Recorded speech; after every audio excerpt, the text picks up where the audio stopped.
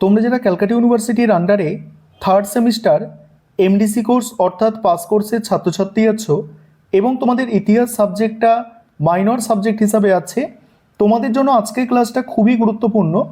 আজকে তোমাদের third semester MDC history মাইনরের শেষ মুহূর্তের সাজেশন নিয়ে আলোচনা করব।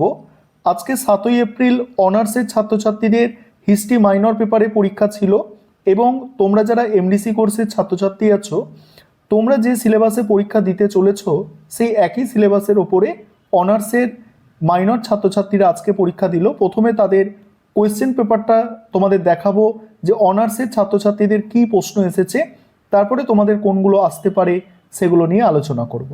দেখো, এটা অনার্সের ছাত্রছাত্রীদের প্রশ্নপত্র, যেটা আজকে পরীক্ষা হয়েছে 7 এপ্রিল।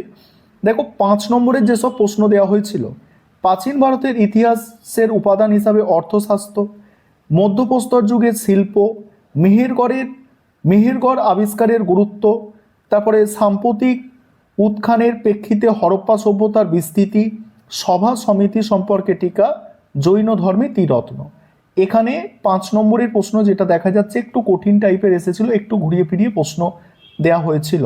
তবে আমি এই 3টে প্রশ্ন আমার সাজেশানে করিয়েছিলাম, যেগুলো দাগ দিলাম ক, উঙা আর চ। এবারে এখানে যেগুলো 10 এবং 20 নম্বরের প্রশ্ন এসেছে পরীক্ষায়, এগুলো সবই সাজেশানে ছিল এবং তোমাদের জন্য কোনগুলো গুরুত্বপূর্ণ হবে সেটাও আলোচনায় আসবো। দেখো, 10 নম্বরের প্রশ্ন দেওয়া হয়েছিল প্রাচীন ভারতের ইতিহাসের উপাদান হিসাবে বিদেশি সাহিত্যের গুরুত্ব আলোচনা করো, হরপ্পা সভ্যতার পতনের কারণ, ঋগ বৈদিক যুগে সমাজ সম্পর্কে টিকা, দক্ষিণ ভারতে সঙ্গম যুগের গুরুত্ব। এবং 20 নম্বরের প্রশ্ন দেওয়া হয়েছিল প্রাচীন ভারতের ইতিহাস পুনর্নির্মাণে প্রত্নতাত্ত্বিক উপাদান। এখানে সাহিত্যিক উপাদান আছে, এখানে প্রত্নতাত্ত্বিক, এখানে বিদেশি সাহিত্যিক উপাদান। মাথায় রাখো কথাগুলো। তোমরা এখান থেকে যে প্রশ্নটা করবে যে প্রাচীন ভারতের ইতিহাসের পুনর্নির্মাণে সাহিত্যিক উপাদান আলোচনা করো, ভালো করে মনে রাখো। সাহিত্যিক উপাদানটা তোমাদের করতে হবে 10 বা 20 নম্বরের জন্য। তোমাদের সাজেশন দেখাচ্ছি, প্রথমে একটা কোয়েশ্চেন বলে দিলাম। এখানে হরপ্পা সভ্যতার পতনের কারণ এসেছে, তোমাদের আসবে হরপ্পা সভ্যতার নগর পরিকল্পনার বৈশিষ্ট্য বা হরপ্পা সভ্যতার নগর পরিকল্পনা সম্পর্কে আলোচনা করো। 100% তোমরা এই প্রশ্নটা পাবে, ভালো করে বুঝে রাখো। কি বললাম?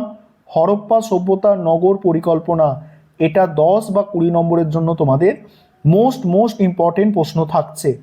দেখো, তারপরে ভারতবর্ষে নব্যপ্রস্তর যুগীয় বিপ্লব সম্পর্কে আলোচনা করো, আর্য সমস্যা, ষোড়শ মহাজনপদ, এগুলো ওদের এসে গিয়েছে।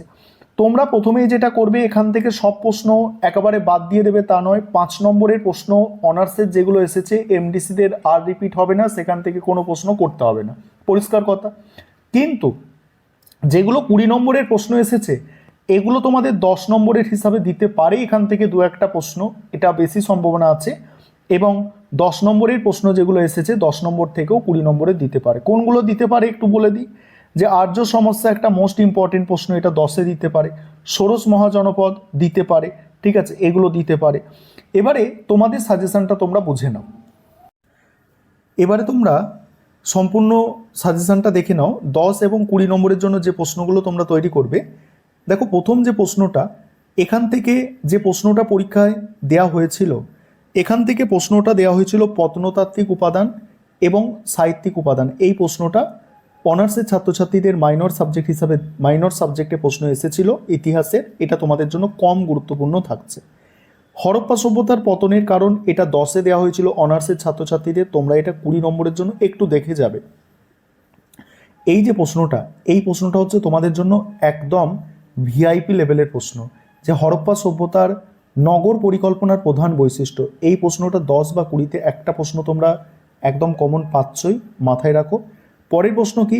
ঋগ বৈদিক যুগের অর্থনৈতিক জীবন সংক্ষেপে উল্লেখ করো এবং পরবর্তী বৈদিক যুগে কি পরিবর্তন এসেছিল। মোস্ট ইম্পর্টেন্ট প্রশ্ন তোমাদের জন্য। তারপরের প্রশ্ন দেখো, তারপরের প্রশ্ন আছে প্রাচীন ভারতে বৌদ্ধ ধর্ম ও জৈন ধর্মের মধ্যে পার্থক্য।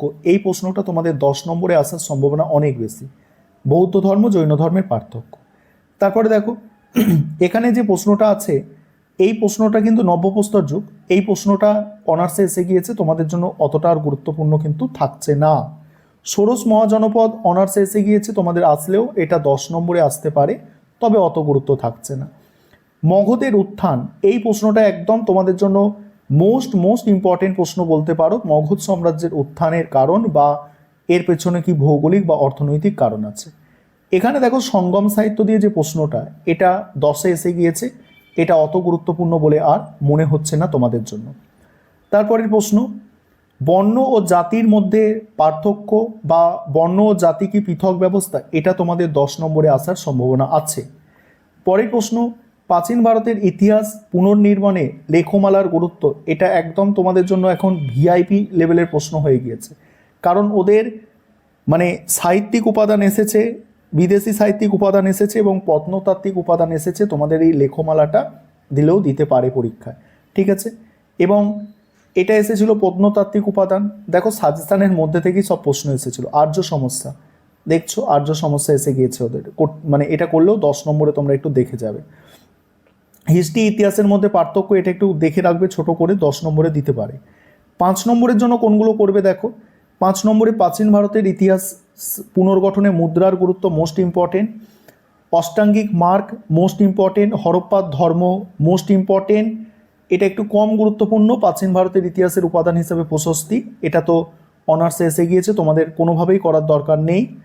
তারপরে দেখো ঋগ বৈদিক সমাজে নারীদের স্থান ভালো করে করবে, চতুরাশ্রম প্রথা ভালো করে করবে, আজীবিক ধর্ম এটা একটু দেখে রাখবে, সভা সমিতি অনার্সে এসে গিয়েছে, গান্ধার শিল্প আছে, তারপরে এই যে আর্য সমস্যা, এটা তো এসেছে অনার্সে।